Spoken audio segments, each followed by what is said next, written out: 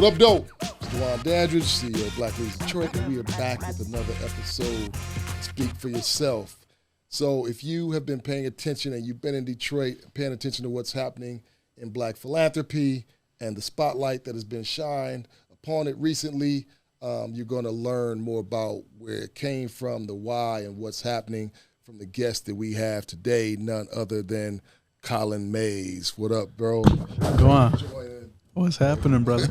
Good to have you here, man. Good to have you here. So one of the things that we like to do, you've probably seen an episode or two, we like to invite our guests to introduce themselves to the audience, right? Like there's some things that I would probably say that probably leave something out that's important to you, but how would you like our audience to know you? Well, you did a great job introducing me. My name is Collin Mays. This is my first time on the podcast, a long-time listener, long-time supporter, friend, and I'm going to even say fan because I love the work that Black Leaders Detroit does for our community. For me, I'm born and raised Metro Detroit, long-time passion for giving back, long-time passion for philanthropy, Black philanthropy specifically. And I do a lot with different organizations, different nonprofits. I'm currently serving as a community fellow for the Mays Family Institute on Diverse Philanthropy, which is housed at IUPUI. We'll get a chance to touch on that. In a professional capacity, I'm a government official, so I work in local government. I've been a long time member of the community and just always believe in the power of giving back. That's what's up, man. Well, I want to dive right into TSOP, the Soul of Philanthropy. What is TSOP for anybody that may have missed it and may not have heard all the buzz and what's happening? So the Soul of Philanthropy is kind of a two-part component. There's a national exhibit which was started by a woman named Valeda Fullwood, who's based in Charlotte, North Carolina, back in, I want to say, 2013. And the exhibit actually was kind of the offspring of a book which Valeda created called Giving Black. And the book chronicles how we give, why we give, where we give. And through the book, she created the exhibit, which has traveled now to over 30 cities. Most recently, prior to it being in Detroit, it was in Chicago. And then a couple years prior to that, it was in Cleveland. I had the chance to meet Valeda through Tracy Webb, who's based in the Washington, D.C. area. Tracy had a blog back in, I want to say, 2006, 2007 called Black Gives Back. And she chronicled Black giving and hidden Black philanthropists because, for us, we're humble. We don't want people to know, we're giving dollars or we're even giving service to causes or things that we care about. We're not flashy. That's just not in our nature. Yeah. Not in that way. No, not flashing in that way. Other ways. Yeah, flashing other ways. Yeah. So Tracy, I met Tracy, and then Tracy connected me with Valeda, and then I had a chance to go down to Atlanta in 2018. I saw the exhibit. I was blown away, just seeing not only the national component but the local storytelling, which Atlanta told in terms of their hidden Black philanthropists. Then, of course, I went to Cleveland the following year in 2019. And Cleveland, I never thought I would say anything good about Cleveland, but let me tell you, Cleveland did a fantastic job with their exhibit and their storytelling and really letting the world see how Black philanthropy is deeper than just your pockets. And like I said, now it was most recently in Chicago. Now it's here in Detroit. On display at the Detroit Historical Museum. It started June 2nd. It's going to be running until August 27th. Yeah, that man, I've been able to kind of like see some of what's happening with the programming. Definitely got a chance to tour it. We're taking a small team from the office and some interns out to tour it soon. I'm blown away. I think y'all did an amazing job and are doing an amazing job. Talk a little bit about like your partner in all of this, who's kind of like doing the heavy lifting with you. Let's give a quick shout out to Kia, if you will, and talk a little bit about her and the role that she plays as well. Sure. Like you mentioned, Nakia Washington. Kia Washington is what she goes by. She's fantastic. I mean, we've been partners with this since, I want to say, 2021, like the summer of 2021. I met her through Valeda. I told Valeda, I said, hey, this is something I want to bring to Detroit. Wanted to bring it to Detroit in 2020, but of course with COVID, things got delayed. But you needed somebody that can have that same vision with you, and that's what Kia had, that same vision. And we've been, partners in crime really since we started working together back in 2021. And we've raised some significant money towards the exhibit, and the goal was really always to showcase our stories and to have a pathway to show Black philanthropy in a different light. And one of the ways that we're going to do that is at our closing reception on August 26th, we're going to give away $7,500 and 3 different increments of $2,500 apiece to Black-led nonprofits in Detroit. Yes. We love that at BLD. Yes. So shout out to Kia and our entire steering committee. Yeah, y'all have an amazing team, man. I was blown away by what I saw opening night, and then I saw the team that y'all had assembled kind of behind the scenes, man. And y'all have some serious people on that steering committee. And I just think that the quality of the exhibit is top notch, man. So hats off. I hear y'all say giving black, right? And I often hear us say, like, we like to give back. And I don't know if it's giving back, right, or if it's giving front. You know what I mean? Because I don't think that you're going to find anybody outside of the native community to this land that have given more. We've been giving to this land under duress and non-voluntarily. Yeah. And yet we continue to give, right? So I love it when I hear y'all say the term giving black, because giving back, I don't know if that really does justice for what we do. It makes it seem like we almost owe something. You know what I mean? Well, and we say giving black because we want people to view philanthropy differently. So a statistic that a lot of people don't know, it's a proven fact, is that we, the Black community, are the most philanthropic group in the entire country. When you factor in not only dollars, but time and service. You think about Greek organizations, the Divine Nine. You think about outstanding nonprofits like Black Leaders Detroit. You think of school teachers, right? I mean, how many teachers do you know that poured their own money into the classroom? Yes. So that's all a form of philanthropy, and it all comes from the heart. It comes from love. And that's what we want to showcase. So it's not just a matter of just writing a check, which we do that very well too. Yeah, and that's something that the mainstream media won't show you that we do very well, but we do that well. Yeah. But it's showcasing Black philanthropy from all realms, and that's really why we say giving black. No, I appreciate that, right? Because I think that we are kind of conditioned to believe that philanthropy typically looks like a very wealthy, in most cases, white check writer, and the beneficiaries of, that giving are Black and brown folk, right, and, poverty-stricken areas. But I think that you all are bringing some balance. So shout out to Valeda again, for the vision and correcting the narrative, if you will. Yeah. And I appreciate y'all for taking it on and bringing it to Detroit, especially, again, with the way that you all have done it. So tell everybody again where and when they can go check out the exhibit, and also any cool events that you want people to know about that they can come and attend. Absolutely. So the exhibit runs from now until August 27th at Detroit Historical Museum up on the 2nd floor. So just go in and say, hey, I'm here to see the Soul of Philanthropy exhibit. They're going to take you upstairs. They'll show you it. This is the first time we've done this. We want to continue to tell the stories of different Black philanthropists in Detroit, past and present. One of the most meaningful things for us was the local stories that we told. So we have 6 key categories. We have business, clergy, community champions, education, service organizations, and then the Divine Nine. And those are the 6 stories that we've told. And we also had award winners, right? So one of the things we wanted to do is we wanted to name those that are still with us, those that have maybe passed on, but that were trailblazers in terms of philanthropy, whether that's dollars or service. So we had the Howard Sims Award, we had the Vivian Pickard Award, John W. Barfield, we had the Giving Back Nonprofit Award. We had the Marlo Stoudemire Award, Alma Greer Award, who's a fantastic educator, longtime educator in Highland Park in Detroit.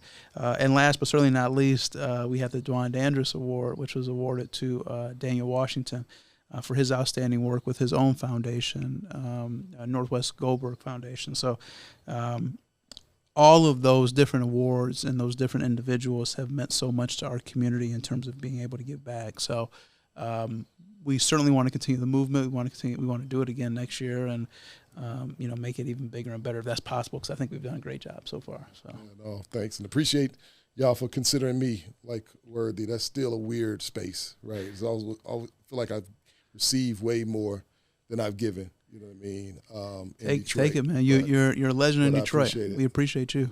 We appreciate you. Legend stuff. We appreciate you. But yeah, I appreciate it. It was great to be a part of it.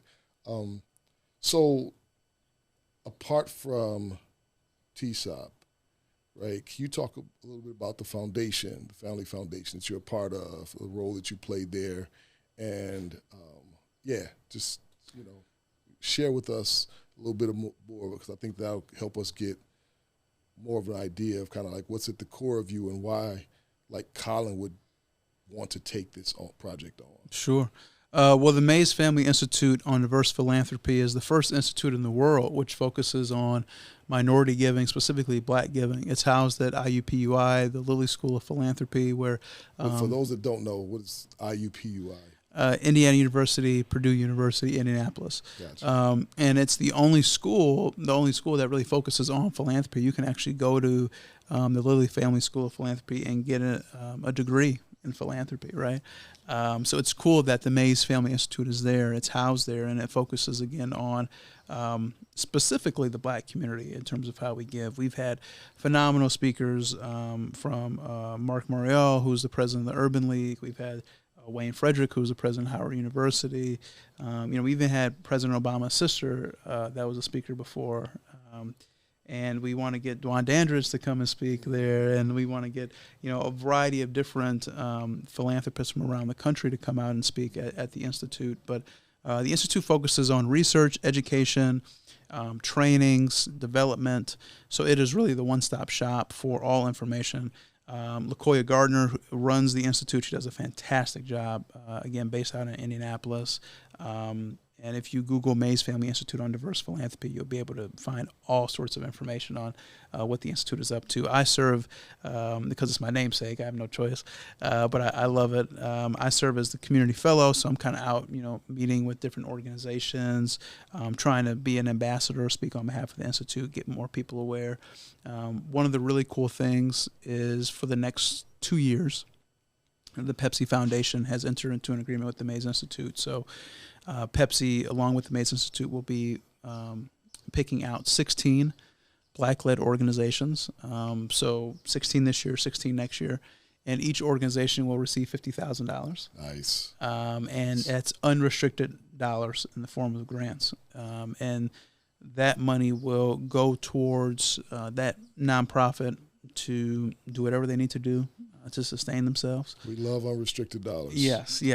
And the Mays Institute has some other things in the pipeline, which I can't say just yet, but enough to just whisper. Well, we no, I'm just kidding. The Mays Institute. I'll just say there's more grant. Stay tuned. Yes, stay tuned. But there's more grant dollars on the way. Nice. So Nice. So I'm excited about the Mays Institute. I'm excited about TSOP. I'm excited about just telling the stories. I want to give a special shout out to some of our sponsors. Kellogg was the first organization that jumped in and said, "Hey, we want to support Kroger." We did a food drive at the 6 precincts in partnership with Cody Rouge Community Action Alliance, and Kroger sponsored it. I mean, Kroger was like, "Hey, we're all in for this." Want to give a shout out to Wayne State. Shout out to Black Leaders Detroit, who sponsored, Black United Fund, who was our fiscal agent. So everything we did was, pro-Black. Like, we tried our best to make sure that we were supporting Black organizations, and we were getting dollars from Black organizations. AT&T sponsored, DTE. I mean, we had so many great sponsors. Nice. And it's tough. I know I'm missing so many. Fisher Foundation, I'm sorry, Fisher Foundation was actually the first. I said Kellogg, but Fisher Foundation was actually officially the first to jump in, and Doug Stewart and Meredith Freeman and Kamara Morgan, just great folks over there. Those are peoples. Yes, great folks. There. Yes. Yeah, no doubt, man. Well, what's next, man? So TSOP is going to run. Yeah, TSOP. What's next in the pipeline for you? Well, we're hoping TSOP will keep going into 2024, and we'd love to do a pop-up in Flint. We'd love to do a pop-up in Kalamazoo. We want to bring it back to Detroit full-fledged. We're even considering maybe a pop-up in Traverse City. I mean, there's some interest all the way up north. I mean, people might want to see. Black folk in Traverse City that's giving? It might not be our folk. It might be other folk that want to see, that want to give, right? Okay. All right. Because this is a different story that we're telling, and we want people to see the different ways that we give. So we're open to it. And like I said, me professionally, I work in the government space. I've got some other things in the pipeline, and so I think that 2024 is going to be an exciting year for me, and we'll see how things kind of continue to shape up. So I want to talk about something that I think you and I had a conversation early on. We were kind of getting to know each other, and I was just wondering, like, how someone like you that is from the area, as obviously as talented as you are, loves the city as much as you do, how did you end up like not back home in Detroit, you know what I mean, to live and work, right? Because you're coming, you're not, I don't think people know this because they probably see you doing all this work here. Yeah. They don't know that you don't live in Detroit currently. Right, yeah, I'm in Cincinnati currently, but trying to get back home, I'll say that, comfortably, trying to get back home. Really just the opportunity, man. I didn't see it here, which is unfortunate, and I think that we have to create a better pathway, and by we, I mean everybody has to create a better pathway for talent to stay. I mean, it's absolutely unacceptable that I couldn't get an interview with the city of Detroit, but the city of Cincinnati, I could get offered a high-level position. So it's tough when you're in that situation. I think sometimes when you're from a certain area, people may not recognize your value as others might. So trying to change that narrative but yes, I'm committed to Detroit, man. I love the city, love where I grew up, and certainly trying to get back home. And I think it'll happen a lot sooner than later. Right. But so it's challenging. I mean, but you got to make sure you pay your bills too. So. No doubt. I mean, I imagine that hurts and has some sting to it. Sure. I appreciate you. We appreciate you being, a good sport, extending some grace and saying, you know what, I'm still going to be involved in whatever ways you're able to. So as the governor has a task force out to focus on that, right? Like to focus on like what does it take to recruit and grow the population? Do you have any suggestions if she's watching? Yes. Or if people on the members of the task force are watching? Yes. What are your thoughts on members of the task force, I would say it's just a matter of reaching out and trying to attract those young professionals back and figuring out what is it that they like. A lot of young people want to work for communities that they believe in, and they want to live in communities that are walkable, communities that are diverse, communities that are friendly, right? You think of Cheers, everybody knows your name, and I think that is really what Michigan has to get back to. Detroit. I don't think they had any black people in Cheers. Well, they didn't have black people, but we got to change it around. But it's really just a matter of making sure that everybody feels welcomed, right? Because Detroit has, not just the automotive industry, but every type of industry that you want to go into, and whether it's tech, whether it's sales. Detroit is such a fundraising city, man. I tell you what, when we were trying to raise money for this thing, I'm like, man, we have so many great organizations, and we don't want to compete with them by going after the same dollars. But there's much more than enough money out there, man. More than enough money. So much opportunity in Detroit. I would encourage anybody to come back to Detroit. That the task force is important. I'm very familiar with what the initiative is. Hillary Doe actually runs that. She's heading that up. So very familiar with the task force. And I encourage people to come and return home. No, definitely, man. I often trying to recruit some of my young family members that are professionals to, at least come and let me give them a tour. you know what I mean, and show them around, make some introductions and whatnot. Well, and we used to be Detroit. You know, we were the mecca of the black middle class, man. You know, and we got to get back to that. So, I think the task force is a great idea. It's the first in the country that's focusing on that, and I think we have the opportunity to make a difference. Yeah, no doubt. Well, I'm glad. I'm excited to know that there's a chance that you'll be coming home, and you know, I'm sure that you have love in your heart for Cincinnati. Cincinnati is no shout out, no diss to you. You know what I mean? We love our friends in Cincinnati. I'll be coming to visit soon, but you know, we definitely welcome your talent back here. At least we do at Black Leaders Detroit. Want to see you back home. I think that we touched on all of my questions. You know, one of the things I want to touch on too, man, is your ride for equity, because I'm a big fitness guy. All right. And you know, I've dropped 200 pounds over like the past 6 years. Dope. And so I'm more of a runner. Okay. And I know you bike, and I wanted to hear more about your story in terms of fitness and how does that tie into Black Leaders Detroit? Why do you do the ride for equity? This is something I've always wanted to know. Okay. Collin Mays to Dwan Dandridge, So why do you do the ride to equity? Like, I personally think you're insane, driving. I'm riding. Crazy. Yeah. I'm kind of crazy. You know what I mean? but just the right amount of crazy. So, I had a chance to work for a nonprofit, Life Remodeled, for 4 years. And when I went on staff there, I really wanted to learn how some of the white-led nonprofits in Detroit raise so much money, so much momentum. And it was a great place to get an education. CEO there is a good friend of mine, and one of the things that I credit him for is like not being intimidated by talent or ambition, because I'm aware that I have a skill set, and I do have vision for ways that things should be better for us. Mm-hmm. Most of them kind of came out of being a practitioner and having needs myself, right, or being in close proximity to somebody that has those type of needs, and trying to figure out solutions for them. But money and momentum, right? How the heck are some of these white-led nonprofits raising so much of both? And, I realized that we needed to figure out a way to pick up some momentum as a young nonprofit, with some ambitious, lofty plans and goals. And we were initially going to do a bike ride around the city of Detroit, right? So that was going to be 2021. We were going to do a bike ride around the city, and we were going to ride past Black businesses and nonprofits past and present. So I got with Jamon Jordan. He had gave me some locations that should definitely be a part of a ride. We were going to take off from one of the only Black run marinas in the nation, Riverside Marina. We were going to ride past some of these Black business districts.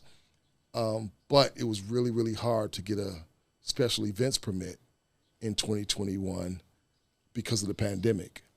And it got to a point where I was like, we're not going to be able to do this really, really well, and put the event on in a high, and give the people that would participate high quality.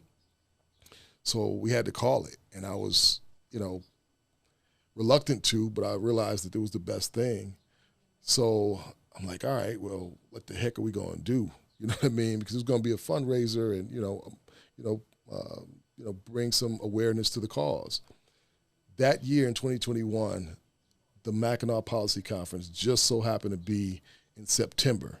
Because of the pandemic, it got pushed back, and instead of canceling it, for a second year, they wanted to have it in September. I was up north with my family on vacation, riding around with my son Bati. He was 15 at the time, and I was like, damn, what if I rode my bike from Detroit to Mackinac, right before the policy conference, right? And a crazy idea. Now, what you need to know is that before that, I was just a person that got out and rode my bike for 20 miles at a time. I do that in an hour and 20 minutes. And, that's a lot. And I'm like, why would anybody ride longer than that? You know what I mean? It made no sense to me. But realizing that, this ride was going to be something that would require me like riding a lot more. I didn't have a lot of time when I was thinking about doing it to train and get ready for it. But, bounced it off of Bati. He processed it with me, thought it was a good idea, talked to a couple other people.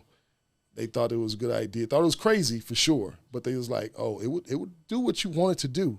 You know what I mean? It has the potential to do what you want to do. Everybody's going to be talking about it for sure, and you should be able to raise some money. So we looked to do it in 2021, man, and I think we had maybe 2 months to kind of get everything in gear and ready for it, and it went really well. Wow. And, we just continue to build upon it from there, what I mean? So we've had our biggest fundraising year and the most participation that we've had since we started this year, and it's just going well. Well, I think it's awesome, bro, because like I said, I'm really into fitness, and seeing your commitment to not only fitness but to Black Leaders Detroit and the Ride for Equity, man. I mean, I just think it's phenomenal. So yeah. I mean, there's so many things that are symbolic of what the Black entrepreneurs face. Sure. You know what I mean? It's they have rainy days. Yes. They still got to ride. Yeah. Yes, you know what I mean? It's they have days when they're really short-staffed. They fatigue themselves. They're sick. You know what I mean? They just don't feel like doing it, but they still have to. You know what I mean? The theme this year was something that I said last year during one of the rides, kind of like, one of the challenging moments was like, if you want to get there, keep going. Sure. You know what I mean? And I think that's what we've seen them do. You know what I mean? We've seen the Black entrepreneurs, nonprofits or for-profits, we've seen them keep going, right? Yeah. Yeah. No doubt about it. Well, like I said, man, my hat's off to you with that because I know it's a lot and a big commitment. So you can count me in for next year, man. I was telling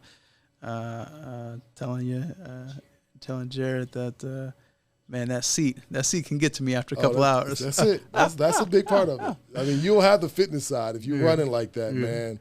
You'll have the fitness side, but that's the second part of the training. Yeah, you have to be able to have the endurance. Yeah, but you also have to, get some calluses, man. So it's like, you don't know how long you're gonna be sitting in that seat. That's when true. I first started training, I was like, all right, I need to be able to sit in this seat for 5 hours a day, just in case the wind is like blowing so hard and I can't go faster than 10 miles per hour. You know what I mean? So, well, we are excited to have you next year. Count me in. We counting you in. We Count got me it. in. We're going to be playing this clip, you know what I mean, a couple weeks before the ride. So there's no backing out now, man. Well, it's been a pleasure. Unless there's anything else you want to touch on? No, man, I just want to say thank you. I want to also say thank you to Black Leaders Detroit for August 26th, our closing reception at Campus Martius from 1 to 3 p.m. Black Leaders Detroit is going to be out there giving away $10,000 to Black-led businesses. So I want to say thank you for that collaboration too, man. We are excited to be a part of it. Appreciate you. Thanks for the invitation to partner. Keep doing that work, man. Appreciate it, brother. Appreciate it. Peace.